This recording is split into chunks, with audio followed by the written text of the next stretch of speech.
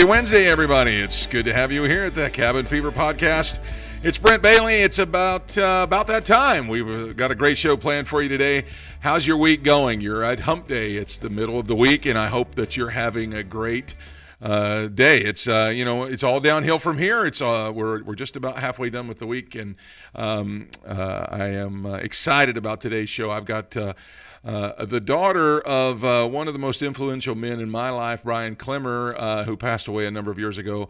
But his daughter has picked up his seminar business and leadership training, and has really started to make an impact in the world of business leadership and really just general leadership. And so we're so glad to have Krystal with us today, and she's going to be coming on here in just a few minutes. Right now, I'm being joined by Jody, who is she's again in the director's chair by herself today. So, hi, babe. Hi. And so, man, we're really praying that Luke can get his car fixed so we can get him back to work. Get that boy back to work. Yeah. So, Luke, if you're watching or listening, and you better be, we miss you, and we really wish that you were here with us today. How are you doing? I know we had a sleepover last night. We had a sleepover last night, yeah. One of Peyton's friends. His friends, they call each other their best friends. Aww. Little Daniel. And he was so intrigued by the studio, too. He'd come in here really and was, he would look around. What are you doing here? Yeah, he just was very curious. So, he was. But we were able to actually get in bed a little earlier than we thought we would, and they did pretty good. They did pretty good. Yeah, they did pretty good. We kind of let them stay up really late, which Daniel's not used to. Yeah, Daniel's like a 9 o'clock bedtime. He is. Peyton stays up like Batman all hours of the night. But that was the first, I think that was Peyton's first sleepover. Yeah, it was. And he's begging to sleep over. Yeah, wanting to stay over there. Daniel's. Did you do that when you were growing up? You'd sleep over at your friend's house, and then they'd sleep over. Yes. I think the record that I have with me and my buddy Sean, he was my cousin, Sean Pennington, and we lost him a number of years ago. But I think the record for he and I was 8 straight days. His house, my house, his house, my house. Yes. Yeah. And finally, after the 8th day, I was like, I love you, but I am sick of you. Right, exactly. So yeah, Preston, he has friends over, and he's spent the night at pretty much every weekend. Every Connor's weekend. over here, his friend, his bestie here.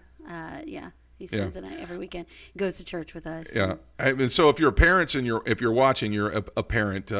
How do you do with your kids sleeping? That's a question that we can ask for today. Give us a story down there how you handle your kids' sleepovers. Yeah. So. Yep. Okay, some stuff going on in the world today. I know that big news for me. Now, 1989, I graduated from high school. I went on my senior trip to New York City, and it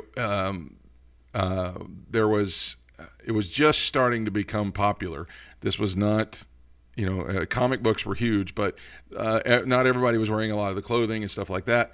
And I remember being there in New York City, and we went into a shop, and there was a hat. Black hat with the Batman symbol on the front, and I purchased it, and I was so excited. And all my friends and everybody that was just kind of looked at me like, "Why?" And I was like, there's a movie coming out, right? And so then, of course, that year, Batman came out with Michael Keaton and Jack Nicholson, and Jack Nicholson. Sorry, Nicholson's right. The golfer. Nicholson, and it was so awesome and so epic. And then, of course, he made a second Batman with Danny DeVito, but. There are talks going on right now. There's going to be a Flash movie that's coming out. That's got it's a famous comic book storyline called Flashpoint, where the Flash goes back and corrects everything that happened wrong in his life, and when he did, he changes the whole timetable. And so this movie that they're working on is based on that comic book story, and they are going to supposedly they're talking about bringing Michael Keaton back as an older, grittier, angrier version of Batman. Yeah. And he's going to be the same Batman he was in 1989. It's kind of weird because, now I know it's not the same universe, but he played a bad guy in the Spider-Man movie. Yeah, he was the Vulture. Yeah. So, yeah. But I always liked Michael Keaton as Batman. I think really good. Of all the movie Batmans, he's definitely one or two. I mean, everybody loves Christian Bale. His voice threw me, but I loved the movies. I thought Affleck was really good. And then, of course, I Yes, love yeah. Michael Keaton. So, Yeah.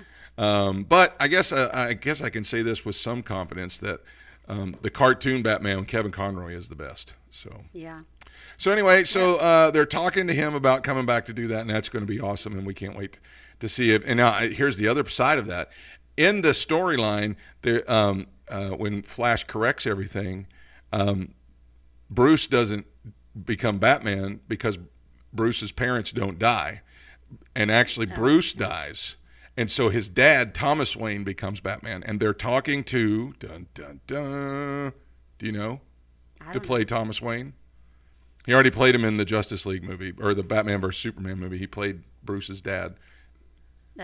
Who is it? Jeffrey Dean Morgan. Oh, yes. They're going to get Jeffrey Dean Morgan to play Batman, because the dad becomes Batman. And so, anyway, they're in talks to do that too. So there'll be a lot of stuff to tie together. How does it work? I don't know. I have no idea, but it's going to be awesome. Yeah, if you see a bat on... Get it? Batman. Yeah, Negan. Jeffrey Dean Yep, Morgan, yep. The bat symbol will be Lucille. Yeah, exactly. So, all right. Well, real quick before we bring out Krystal as our guest today, I have been working on a book for a number of years, and I keep telling everybody that we're working on this big announcement, and finally, I got my copies in the mail today. So there is our new book. My new book is called "What Smells So Good: Living a Life of Favor," not flavor. Living a life of favor in a world that stinks. And the foreword was written by my brother-in-law, Brian, and my sister-in-law, Jenny. And this is it's a real easy read. It's about 100 pages. And it's all about, the favor of God on your life. And so if you'd like to get a copy of this, you can order it on Amazon. Just go in on Amazon and type "What Smells So Good." You can also get it on Kindle and Apple Books. So if you got an Apple iPad or a phone, you can go to Books or iBooks or whatever it's called and download it there. If you're into Kindles, you can download it from there, or you can order the paperback version off of Amazon. So I'm excited. It's going to be good. And Jody was really instrumental in helping me proofread it and proof it and correct it and not sound like a hayseed while we were doing it. So there it is. What Smells So Good? I think it's $10 on Amazon, $7.99 on Kindle and iBooks. So, all right. My guest today is somebody that we've had the pleasure of knowing for a number of years. Her father started Klimmer and Associates in San Francisco, and I liked him even though I didn't know anything about his ministry or his seminar business at first because he was a 49ers fan, and so am I. And so we were real excited to get to sit under. Of course, we would hear him at the Increase events, and his stuff was always so good. And then Bob invested in the whole staff, and I think Brian was part of that. He used all of the staff to do a private seminar for us, and we went through the personal mastery phase, and it was just so life-changing and so eye-opening that it really completely rocked our cores to who we were. And I always say there's three folks from a professional ministry level that have been most influential in my life. Is obviously the Hagins, Kenneth Hagin and Lynette and Brother Hagin and Senior, and then Bob, and then Brian Klimmer. Those three have probably molded and shaped me more as far as a leader and a businessman, associate, whatever, more than anything else. Now, I say all that to set it up for, we lost Brian a few years ago in a very tragic way. He had a heart attack and is no longer with us, but he had a 500-year business plan. And part of that plan was the future of what he was starting, and he turned it over to a young lady named Kim Zink, and she is also partnering up with Brian's daughter Krystal. And Krystal has become just the most awesome speaker in her own right. She has brought so much enlightenment to the Increase events. They're doing these seminars on a regular basis. Of course, COVID-19 has kind of thrown all that for a loop, but they have several levels that you can go through to be mentored and changed and have your eyes opened and really just have a real change in who you are. From Klimmer and Associates, I want to welcome Brian's daughter, Krystal Zellmer, to the program. Hi, Krystal. Hi, Brent. Excited to be with you guys today. Man, it's so good to have you. Wow, I mean, everything looks great there. You must have an incredible technical assistant there at your house. I do. I think everybody is in the family business now, Yeah. right? Right? Yeah, I'm talking about her husband, Adam, who's just an awesome guy and just an incredible man in his own right. And now you guys are in Chicago, right? We are in Chicago. In Yeah, downtown. Chicago. And so how was that, first, before we get into what we're going to talk about today, being a 49ers fan and then suddenly being thrust into the Bears den? Was that an adjustment for you, or did you just jump right in? It's been an adjustment for me, much harder for my husband, who's a Packers fan. That seems to be even more of an opportunity. Wow. I slide under the radar with my Niners fandom because of his. Yeah, you're kind of not in the division. I mean, oh my gosh, they're rivals. Holy moly. Yes. Wow. Well, so it really is so good to have you here. We've been trying to figure out a way to get all these folks that we know on, and you were in the short list of people we've been trying to figure out a time to have you on, and it just seemed to work out so perfect right now. With everything COVID and everything, it just threw everybody for a loop. First, before we get into what you're going to talk about, let me ask you this: I know your seminars that were postponed for a while. Where are you on that right now? We're still in the middle of hosting some and canceling and postponing others. So this weekend we actually had 3 full rooms, and based on some conditions and announcements in California, we chose that was not honoring of authority to put on those classes this weekend. But we are going to be in Grand Junction, Colorado this weekend. We've got a full room going into a personal mastery, and the county and the government has deemed that is safe, and we're good to go following protocols, obviously. So we are off and running as of this weekend. Prayers appreciated starting Friday night. That's so awesome. It's so good to hear. Now, personal mastery is the one that we went through with your dad with Bob, and you also have the Heart of the Samurai, right? There's the advanced, right? Advanced leadership, yeah. And then Heart of the Samurai. And Heart of the Samurai, yes, sir. And then Samurai Camp after that as well. So we do personal mastery is all about revelation. Advanced leadership is all about breakthrough. Part of the Samurai is about purpose and significance. And Samurai Camp is about lifestyle and daily habits and really achieving goals. Incredible.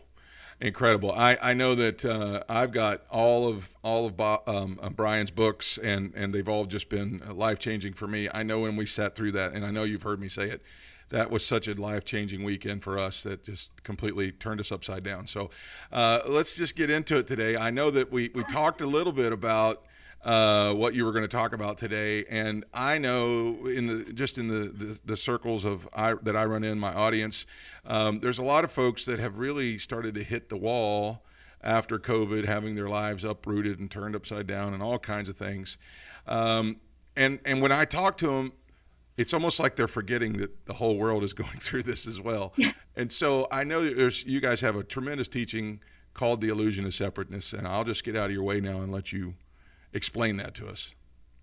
Absolutely. I was actually honored when you brought this to the forefront and asked me to do this specific piece, because I believe it's so relevant in terms of what our planet is currently experiencing. So generally, I start out this piece. I am an experiential trainer. That's what I do. I love to be in live seminar rooms. So I'm going to ask a lot of questions. And for you, Brent and Jody, and everybody listening and tuning in, my request is be in discovery for yourself. So be asking these questions for you, be in it. I may even ask you to pull out a pen and a piece of paper at some point just to give you a heads up. All right, I'm going to start looking. So, up front, my first question is, have you ever felt judged? On this call, has anybody ever felt judged? Have you ever felt like somebody was choosing what you were capable on based on the way you walk, the way you talk, your skin color, your economic status, something about you? People were judging you and what you were capable of before they even knew you. And in reverse, have you ever felt like you've judged somebody else? And we're all human. Judgment is part of our experience. And I would say that everybody on the call has judged somebody else prior to knowing them well on all sorts of different things. And I think on our planet today, if you're on social media, you're on this podcast, you've probably experienced a lot of judgment flying around in our world right now, both internally for people as well as being pretty vocal about judgment. So today what I want to look at is, what about the possibility if judgment didn't exist?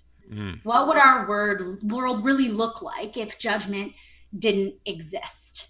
And I have this illustration that I want to jump into. I don't know if you knew this about me or not, Brent, but I'm quite the artiste. And usually I'm old school. I have a flip chart. I love a flip chart. But given this platform, I figured this would be a good way for you to get to view my art. Yeah. When I was downloading them, I was texting you saying how awesome and incredible these are. So I'm excited. Let's go. Yeah. Yes, trained by the best of the best. My mentor, Diane Weintraub, and my dad trained her. So we got a lineage of artists in our company. This, obviously, we've got the sun, birds, water, and an island. This island happens to be the island of Maui. In this analogy, we're going to be talking about the island of Maui. All right. So there's a lot of. Can we turn it into Maui real quick? Let's see. Can we snap that into existence? Snap it straight in. And actually, the last time I got to be there it is. All right. Yeah, on Maui. And I'm sure you recognize a lot of this stuff. I think I've eaten right there, right? I've eaten there. with you and Adam. I think I've eaten right there. So yeah, in March, right before COVID.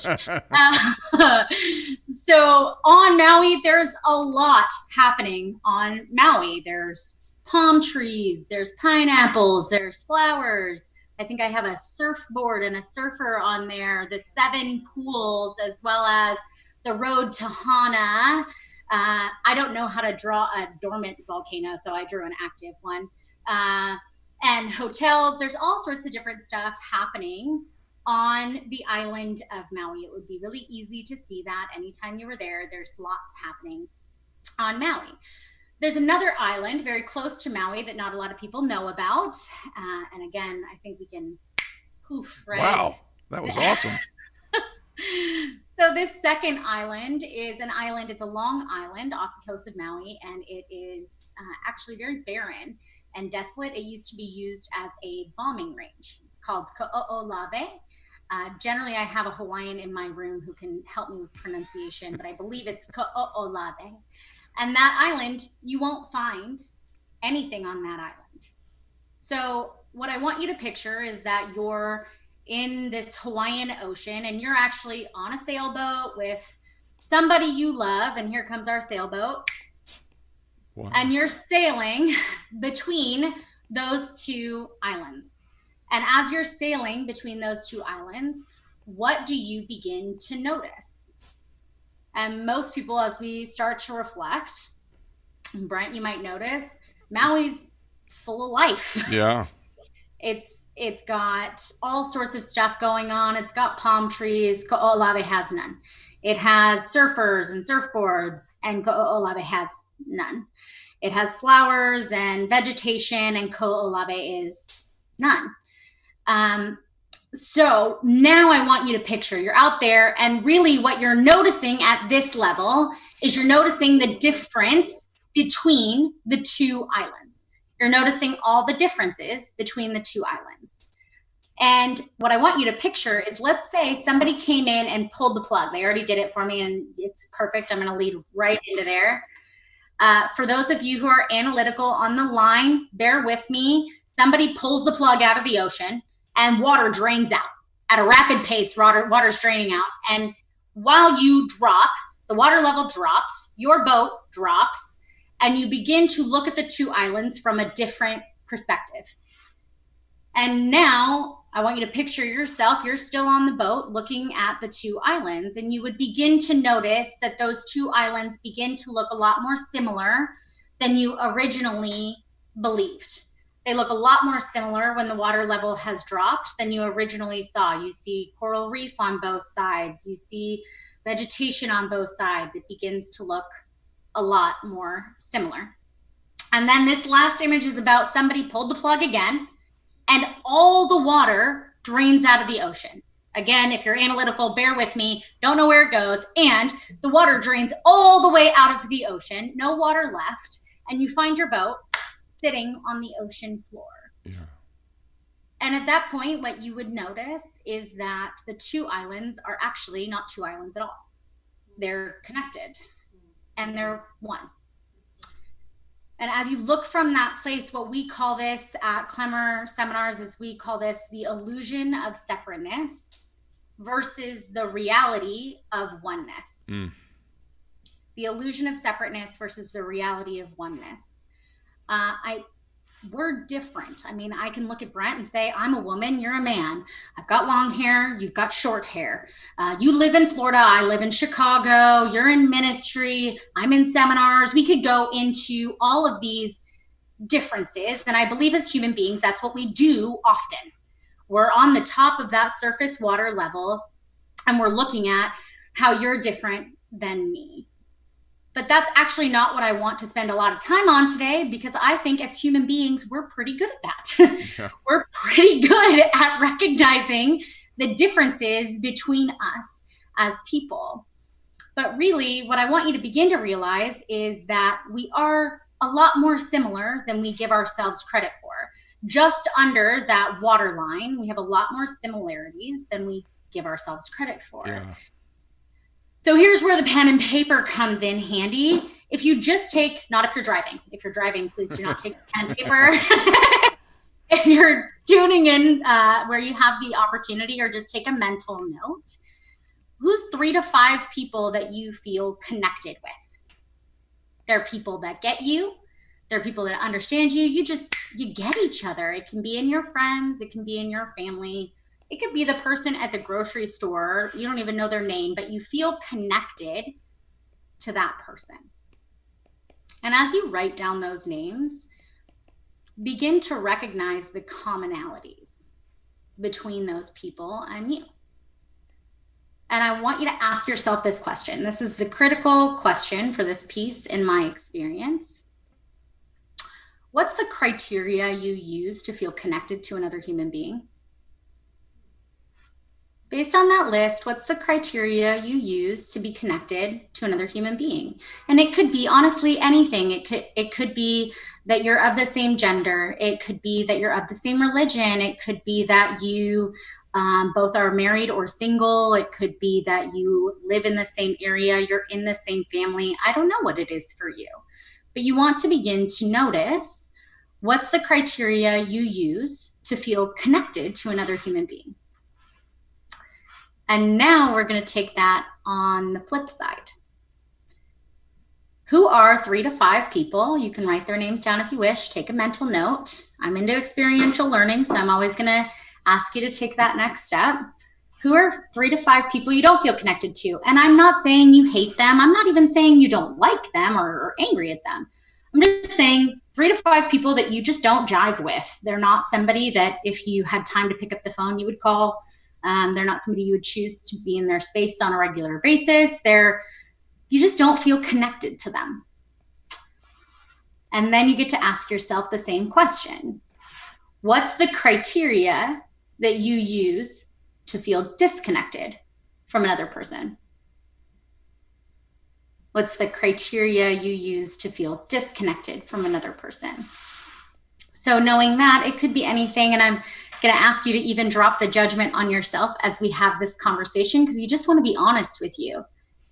What is it that somebody walks different than you, talks different than you, maybe doesn't have the same religious belief as you, maybe isn't the same political view as you, maybe you don't like the way they speak on social media, or you don't like the type of pictures they post, or they just rub you the wrong way. But you want to notice for you, what's the criteria that you use to feel disconnected to another person? And as you begin to kind of take those things into consideration, I want you to imagine, and I'll use Brent as the example because Brent's here with me. What if Brent and I are now connected by this indestructible, invisible umbilical cord, and he and I are tied by 3 feet? Now, that means it's indestructible. Anywhere he goes, I go. Anything he wants to go eat, I get to go eat. Any career decision he makes, I would get to go with him. Anything, we're tied by this indestructible cord. Now, if that were the case, now in this case, I like Brent. I think he's a good guy. I grew up around Brent. He's hilarious. He's intelligent. That might not be such an issue for us. We might be able to make it work, no matter how many disagreements we had. Now I want you to imagine that you are tied to somebody that you don't necessarily get along with well.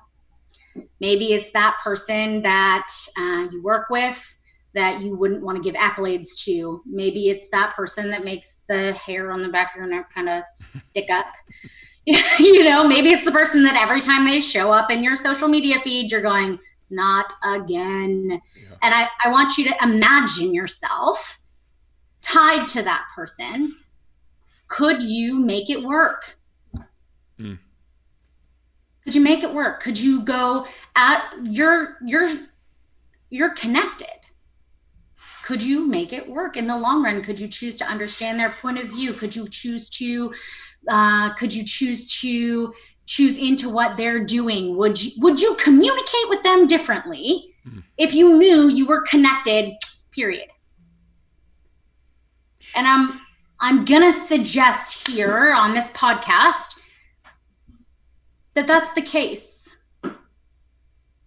That we actually are one, that we're connected, my belief system, we're all made in the image of God. We're all connected in this human experience together. And that we are in fact one island. And if we believe that, then when I take from one island, in reality, who am I taking from? So good. Both islands. And when I give to one island, who am I actually giving to? So good. I'm giving to both islands. So if we chose to internalize that in a deep way, if you chose to sit in front of a person and actually look them in the eyes and ask yourself, this person is a person just like me. This person has hopes and dreams just like me.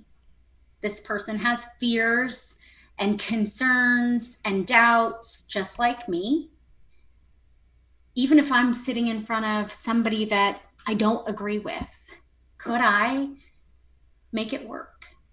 Could I choose to be empathetic and giving and caring and knowing that really if we all are connected, if we all are one, I choose to believe that.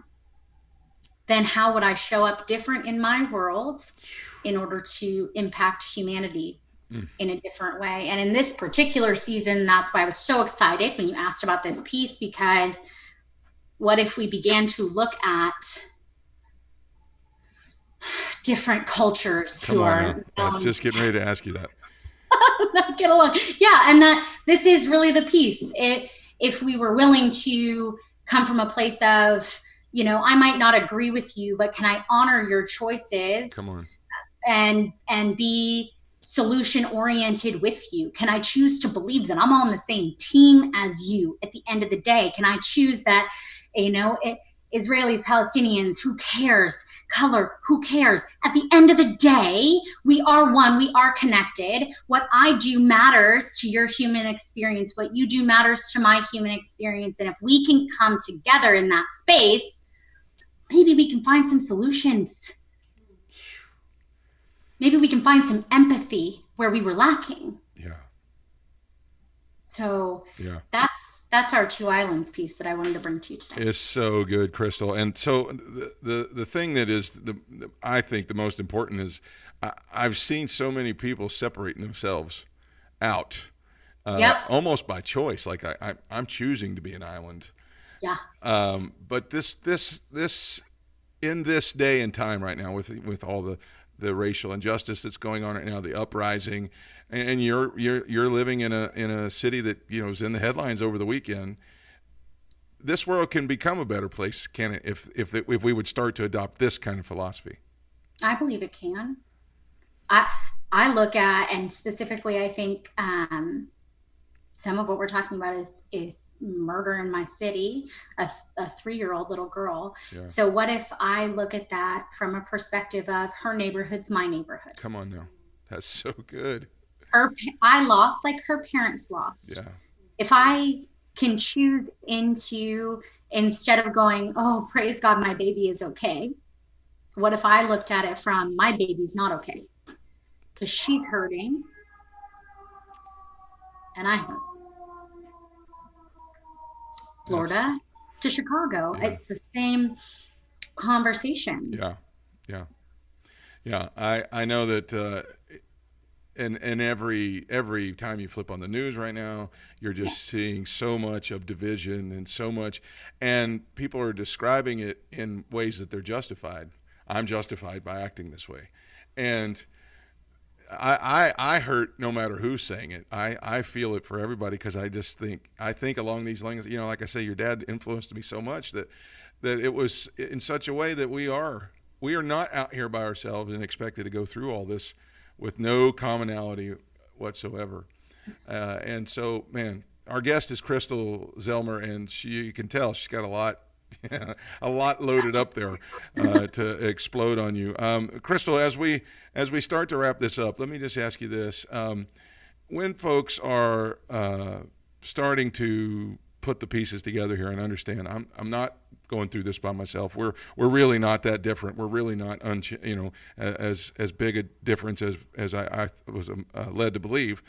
What are some steps they can start taking right now to rebuild that, I guess, or to maybe even create that into their own lives? Goodness, so much. I'm like, where would I you don't have to give us all. You don't have to give them all because we want people to come to your seminars. But what is, just as somebody who's presented this, I know thousands of times, what would you suggest somebody do to start understanding?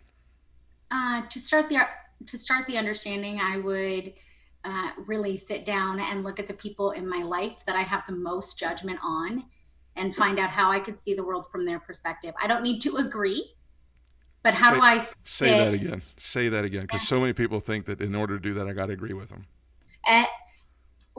We could get into a whole seminar there, and confirmation bias and the need to fight. Mm-hmm. Like, just because I don't agree with you, now I need to jump in the ring and prove that you're wrong so that I don't feel wrong, which in and of itself, like, I can wholly and completely accept where you're coming from without agreeing where you're coming from. And if I can begin to come from a place of empathy as to how you feel, we can come into a solution together. So good. But as long as I believe in order for me to be right, you must be wrong, we can't see each other as one. We're not, because we're on the surface trying to prove that we're different. Yeah. You're an island. I'm an island. We're just lobbing fireworks back and forth at each other. Yep. And that's the feeling of, I don't care if you go bomb Olave. Yeah. Because I'm okay over here, which we know in reality, they're going to pay prices, maybe unseen, but their prices are being paid. Yeah. Yep. So how do we come from this place of, and I'm not saying it's easy, I'm not saying I'm perfect. I have been in more reflection, revelation with less of a need to talk in the last month than ever probably in my whole life. You can tell I love to talk. And how do I take a posture of learning? I don't need to agree, but I can learn. And from that place, I can probably find more empathy, grace, compassion, solution than from any other position. So good. I know I could just pull a little bit on that thread and you would spill on for hours. I can see it. It is, and I want to jump in here with you and just agree with everything you're saying. Krystal, this is so powerful and so good. If somebody wanted to experience this because this is hours and hours of, for what, 2 days, 3 days? What is it now? It's 3 days. Yeah. It's 2.5 days. We do a Friday night, Saturday, and Sunday. And if somebody wanted to experience this so they could get the full measure of it, they can go to Clemmer. I think we're going to put your information up on the screen. It's Clemmer.com. Yep. You can reach out through Facebook and Instagram at Clemmer Seminars and on Twitter at Team Clemmer. And I'm telling you, folks, when you go through one of these personal mastery seminars, now I have yet to do the advanced, now that I'm not even going to get into this because now I know intention and mechanism and all that stuff. So, but I haven't done advanced and Heart of Samurai yet, and that doesn't mean I'm not going to. I just haven't done it yet, and I'm not even going to make an excuse. But I will say this: the personal mastery one completely, it just wrecked me and Jody and everybody that was sitting in there that day, those 2 days. So if you want to get involved in this and learn more, I'm telling you, this is such a relevant seminar with where we are in the world today, with so much rebuilding that's happening.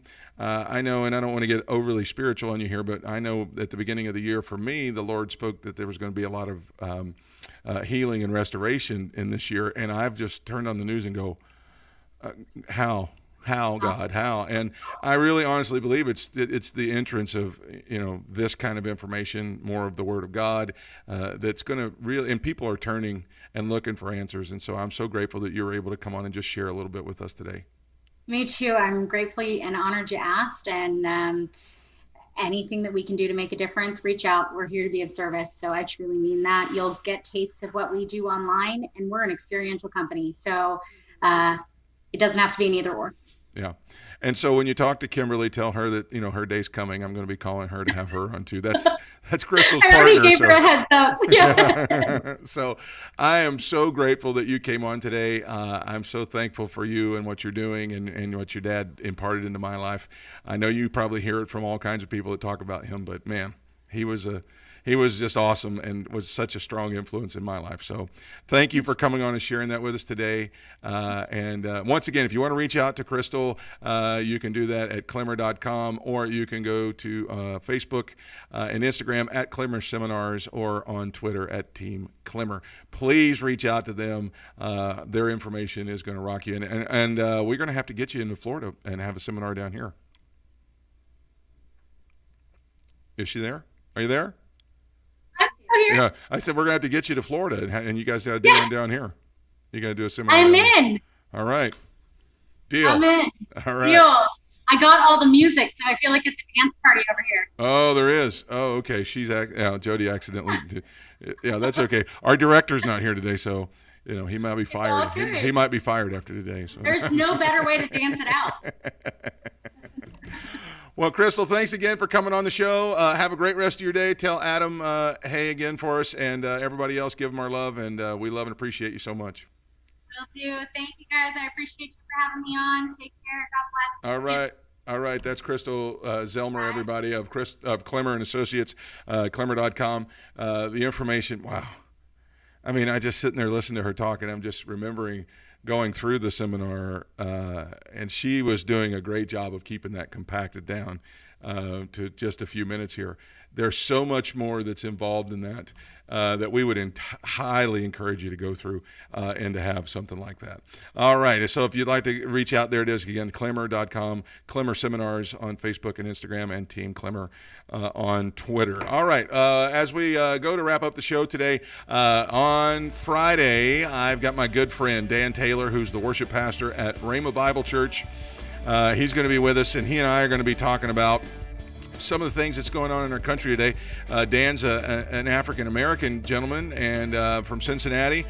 We had lots in common, and our relationship did so many great things when we were working together, and race had zero to do with it. And so we're going to be having some conversations about how to develop those kind of things. And so you'll want to be here. He's got a lot of great stuff that he said on one of his posts, and he's going to be bringing that stuff back out on Friday. So be here for that if you can, if you have the time. If not, you can relive on one of the podcast replays.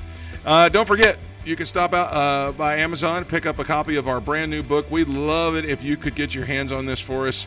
It's called What Smells So Good? Living with Favor in a World That Stinks. It's a very easy read. I tell a lot of stories in here. If you'd like to get a copy of it, you can go to Amazon and grab a copy, or you can get one on the Kindle platform and the Apple iBooks platform. We love you guys so much. We'll see you on the next Cabin Fever podcast. For Jody, for Luke, this is Brent Bailey. Get outside and break the cabin fever. Have a great day, everybody.